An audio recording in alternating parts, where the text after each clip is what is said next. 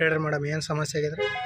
Sir, ನಾವು ಮುದೇಬೇಳ ತಹಸೀಲ್ದಾರ್ ಕಚೇರಿ ಆವರಣದೊಳಗೆ ಎಲ್ಲರೂ ಡಬ್ಬಿ ಅಂಗಡಿಗಳನ್ನು ಇಟ್ಕೊಂಡಿದ್ದೀವಿ ರೀ. ಸುಮಾರು ಒಂದು 8-10 ವರ್ಷ ಆಯ್ತು ರೀ ನಾವೆಲ್ಲ ಇಟ್ಕೊಂಡು. ಈ ಜೆರಾಕ್ಸ್ ಅಂಗಡಿ ಇಟ್ಟಿವ್ರಿ, ಹೋಟೆಲ್ಸ್ ಇಟ್ಟಾರ್ರಿ, ಎಲ್ಲ ಒಂದು 40-50 ಕುಟುಂಬಗಳು ಅದ್ರ ಮ್ಯಾಗ ಬದುಕಕತ್ತಾವ್ರಿ. ಈಗ ಜೆರಾಕ್ಸ್ ಅಂಗಡಿನೂ ಅದಾವು, ಹೋಟೆಲ್ಸ್ ಅದಾವು, ಇವೆಲ್ಲ ಇದನ್ನ ಬಿಟ್ರೆ ಬೇರೆ ಏನಿಲ್ಲ. ಎಷ್ಟು ವರ್ಷದಿಂದ ಅದೇನು? ಒಂದು 50 ಕುಟುಂಬ ಅದಾವೆ ಸರ್. ಒಂದು 50 ಕುಟುಂಬ ಅದಾವು, ಈಗ ಬದುಕಕತ್ತೀವಿ. ಇವಾಗ ಏನಾದ ಸಡನ್ ಆಗಿ ತಹಸೀಲ್ದಾರ್ ಸಾಹೇಬರು ನಮ್ಮನ್ನು ಕರೆಸಿ ಇಲ್ಲ ಅವೆಲ್ಲ ಅಂಗಡಿ ತೆರವುಗೊಳಿಸ್ರಿ ಅಂತ ಹೇಳ್ಯಾರ. ಆದ್ರೆ ಅವರು ಲೇಖನಿ ಮೂಲಕ ಯಾವುದೇ ರೀತಿ ನಮಗೇನು ಕೊಟ್ಟಿಲ್ಲ, ಬರವಣಿಗೆ ಮೂಲಕ. ಆಮೇಲೆ ಬಾಯಲ್ಲಿ ಮೌಖಿಕವಾಗಿ ಬಂದು ಹೇಳಿದರು ಹಿಂಗೆಲ್ಲ ತೆಗೀರಿ ಅಂತ ಹೇಳ್ಬಿಟ್ಟು 5ನೇ ತಾರೀಕು ತನಕ ಟೈಮಿಂಗ್ ಕೊಟ್ಟಿದ್ರು. ನಾವು ಇಲ್ಲ ರೀ ಸರ್, ಇನ್ನೊಂದು ಸ್ವಲ್ಪ ದಿನ ತಡ್ರಿ ಅಂತ ಹೇಳ್ಬಿಟ್ಟು ನಾವು 25ನೇ ತಾರೀಕಿನ ತನಕ ಟೈಮಿಂಗ್ ಕೊಟ್ಟು ಹೋಗ್ಯಾರ ಮೊನ್ನೆ PSI CPS ಸಾಹೇಬನ್ನು ಕರ್ಕೊಂಡು.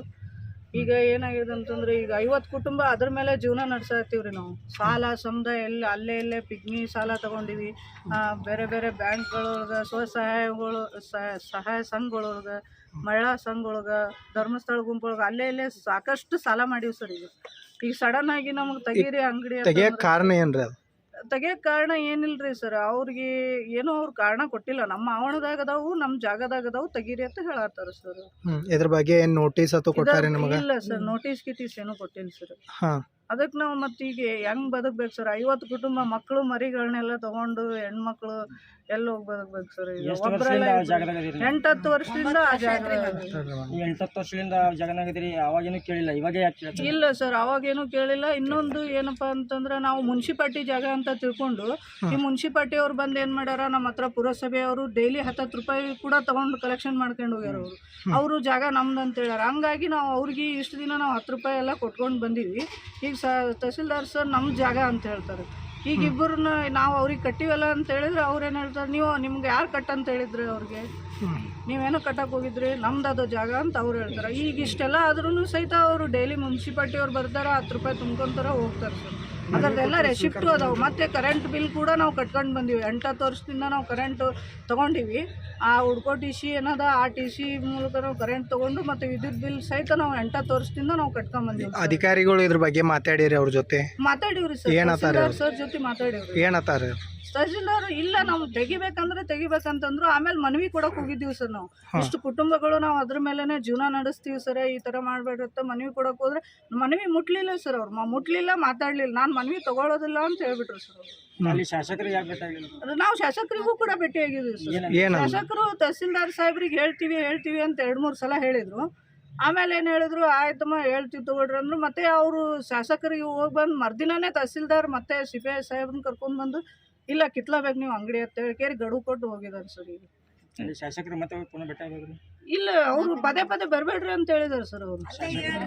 ಮತ್ತೆ ಈಗ 2-3 ಸಲ ನಿಮ್ಮ ಸ್ವಂತ ಈ ಸದ್ದ ಜಾಗ ಯಪ್ಪ ನಿಮ್ಮ ಮನೆ ಒಳಗೆ ನೀವು ಕಟ್ಕೊಂಡ್ರು ಸುಮ್ಮನೆ ಇರ್ತಿದ್ರೇನೋ ಅಂತ ಈ ತರ ಕ್ವಶನ್ ಮಾಡಿದ್ರು ಶಾಸಕರು. ಈ ತರ ನಿಮ್ಮ ಜಾಗದೊಳಗೆ ಬಂದ್ಬಿಟ್ಟು ನಾವು ಯಾರ ಬಂದು ಕಟ್ಕೊಂಡ್ರೆ ನೀವು ಸುಮ್ಮನೆ ಇರ್ತೀರ? ಶಾಸಕರು ಹೇಳಿದ್ರಿ ಸರ್, ಕಟ್ಕೊಂಡ್ರೆ ನೀವು ಸುಮ್ಮನೆ ಇರ್ತಿದ್ರಿ ಆ ಥರ ಅಂತೇಳಿ ಈ ಥರ ಬೇಜವಾಬ್ದಾರಿ ತನಲಿದ್ದ ಮಾತಾಡಿದ್ದಾರೆ ಸರ್ ಅವರು ಕೂಡ. ಮತ್ತು ಇಷ್ಟು ದಿನ ಇರಲಾರ್ದಂಥ ತೊಂದರೆ ಈಗ ನಮ್ಮಿಂದ ಏನಾಗಿದೆ ಅಂತ ನಾವು ಕೇಳತ್ತೀವಿ ಸರ್. ನಮ್ಮಿಂದ ಅಂಥದ್ದು ಏನಾದ್ರು ತೊಂದರೆ ಆಗಿದ್ರು ಹೇಳಲ್ಲಕ್ಕೆ ನಾವು ಅದನ್ನು ಸರಿಪಡಿಸ್ಕೊಂತೀವಿ ನಾವೆಲ್ಲರೂ ಸೇರಿ.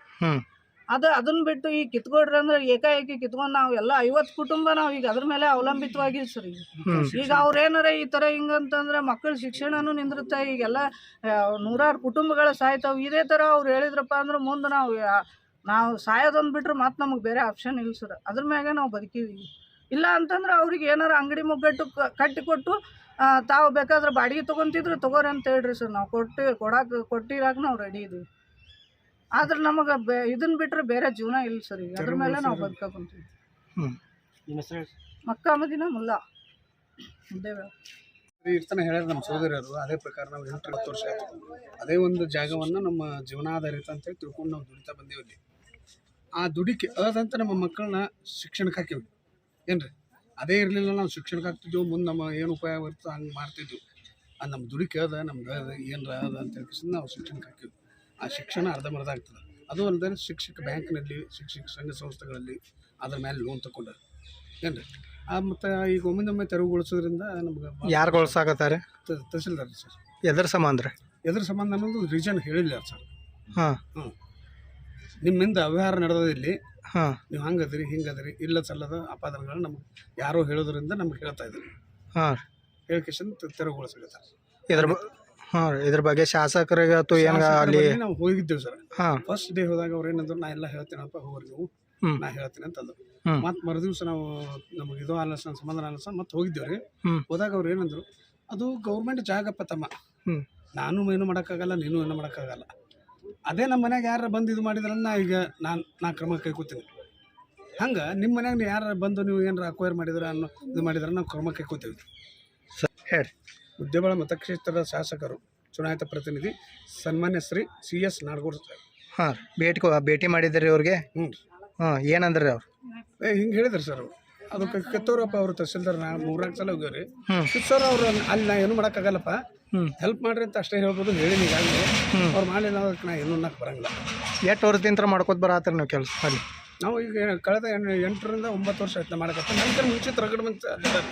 ಹಾಂ ನಾನು ಹಿಂದೆಡೆ ಬಂದವು. ಇಟ್ಟು 10 ವರ್ಷ ಆದ್ರೂ ಈಗ ಯಾಕೆ ಅವ್ರು ಇದನ್ನ ಮಾಡಾಕತ್ತಾರ ಸರ್ ಅಲ್ಲಿ ಕೇಳ್ಸಾಕತ್ತಾರ? ಯಾವುದೊಂದು ಬಲವಾದ ರೀಸನ್ ನಮಗೆ ಇನ್ನೂವರೆಗೂ ಕೊಟ್ಟಿಲ್ಲ ಸರ್. ಹಾಂ ಯಾರೋ ಒಂದು ಹೇಳಿಕೆ ಪ್ರಕಾರ ನೀವು ಹಂಗೆ ಮಾಡ್ತೀರಿ, ನೀವು ಹಿಂಗೆ ಮಾಡ್ತೀರಿ, ನೀವು ಅಪಾದನೆಗಳ ಮೇಲೆ. ಸರ್, ಇವಾಗ ಅಲ್ಲಿ ಕರೆಂಟ್ ಬಿಲ್ ಅದು ಎಲ್ಲ ಕಟ್ಟುತ್ತೆ ಅಂತ ಹೇಳಿದ್ರಿ. ಅದು ಕರೆಂಟ್ ಬಿಲ್ ಯಾವ ಹೆಸರಿನ ಕಟ್ತಿದ್ರಿ? ಯಾವುದು ಸರ್, ಈ ಒಂದು ತೆರವುಗೊಳಿಸುವ ಕ್ರಮ ಆಗದ್ದರಿಂದ ಅನಿವಾರ್ಯವಾಗಿ ಆ ಮಾರ್ಗ ಹಿಡಿದಾರ ಅವರು. ಮತ್ತು ಆ ಮಾರ್ಗ ಮೊದಲೇ ಹಿಡಿಬೇಕಾಗಿತ್ತು ಲೈನ್ ಕೊಡುವಾಗ. ಇಲ್ಲಿವರೆಗೂ ಬಿಲ್ ಕಟ್ಕೊಂಡಾಗ ಕಟ್ಕೊಂಡಾರ. ಅದು ನನ್ನಂತೂ ಕರೆಂಟ್ ಇಲ್ಲ, ಆ ಮಾತು ಬೇರೆ. ಉಳಿದವ್ರ ಪರವಾಗಿ ನಾನು ಮಾತಾಡ್ತೀನಿ. ನನ್ನಂತೂ ಕರೆಂಟ್ ಇಲ್ಲ. ಆ ಬಿಲ್ ಕಟ್ಕೊಳ್ಳುವಾಗ ಅನ್ಬೇಕಾಗಿತ್ತು, ಇದು ಮೀಟ್ರ್ ಅಲ್ಲಪ್ಪ, ನಿನ್ನ ಹೆಸರಲ್ಲೇ ಇಲ್ಲ, ಈಗ ಇದನ್ಯಾಕೆ ಹಾಕಿ ಅಂತ ಅವಾಗ ಅನ್ಬೇಕಾಗಿತ್ತು. ಅವಾಗ ಕಟ್ಕೊಂಡ್ರ ಬಿಲ್. ಈಗ ಯಾರೋ ಒಂದು ಒತ್ತಡ ಹೇರೋದ್ರಿಂದ ಹಂಗೆ ಮಾಡೋದ್ರಿಂದ ಬಡ ಜನರ ಹೊಟ್ಟೆ ಮೇಲೆ ಹೊಡೆದಂಗೆ ಆಗುತ್ತೆ. ಅದನ್ನೇ ನಂಬ್ಕೊಂಡು ಜೀವನ ಮಾಡ್ತಕ್ಕಂಥ ಈ ಒಂದು ಬಡ ಕಾರ್ಮಿಕರಿಗೆ ತೊಂದರೆ ಕೊಟ್ಟಂಗೆ. ಎಷ್ಟು ಜನ ಅದಾರ ಸರ್ ಅಲ್ಲಿ? ಸರ್, 40ರಿಂದ 50 ಕುಟುಂಬ ಅಲ್ಲಿ ಇದು ಮಾಡ್ತಾರೆ ಸರ್. ಹಾಂ ಅಲ್ಲಿ ದುಡಿತಾರ ಅಂದ್ರೆ ಏನು ದೊಡ್ಡ ಸಂಪಾದನೆ ಇಲ್ಲ, ಏನು ಇಲ್ರಿ. ಅವ್ರ ಕುಟುಂಬ ನಿರ್ವಹಣೆಗೆ ಏನು ಆಗ್ಬೇಕಾಗುತ್ತೆ ಅಷ್ಟು ಸಿಗ್ತದೆ ಅಷ್ಟೇ ಅಲ್ಲಿ. ಮತ್ತೆ ಇದ್ರ ಹೊರತು ಏನು ಸಿಗಲ್ಲ ಅಲ್ಲಿ. ಇರ್ಬೋದು ಎಲ್ಲಾರ ಒಬ್ರು ಸರ ಒಂದು ಗ್ರಾಮದಿಂದ ಒಂದು ಕಳುನು ಇರ್ತಾನೆ, ಒಂದು ತುಡುಗನು ಇರ್ತಾನೆ, ಒಬ್ಬ ನಿಜನೂ ಇರ್ತಾನೆ, ಒಬ್ಬ ಶರಣನು ಇರ್ತಾನೆ, ಒಬ್ಬ ಸ್ವಾಮಿನೂ ಇರ್ತಾನೆ. ಇರ್ಬೋದು ಎಲ್ಲೇ ಒಬ್ಬ. ಅವನ್ನ ಹಿಡಿದು ಜಗ್ರಿ ನೀವು, ಜಗ್ಗಿ ಅವನ ಮೇಲೆ ಕಾನೂನು ಕ್ರಮ ಕೈಕೊರಿ. ಉಳಿದಂಥ ಬಡ ಹೊಟ್ಟೆ ಮೇಲೆ ಹೊಡಿಬೇಡ್ರಿ ಅಂತ ನಮ್ಮ ಪ್ರಾರ್ಥನೆ. ರವಿ ಮಾಂತಪ್ಪ ಕುಮಾರ್, ಊರು ಕುಂಟೋಜಿ. ಸರ್ ಹೇಳಿ ಸರ್.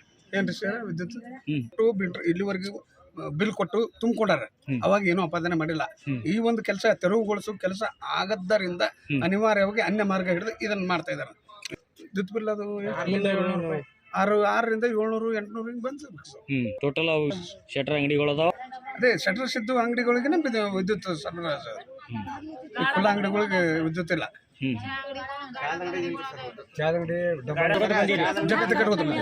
ಪಾವತಿ ಹೋದಾವ್ರಿ? ಪಾವತಿ ಹೋದಾವ್ರಿ? ರವಿ ಕುಮಾರ್.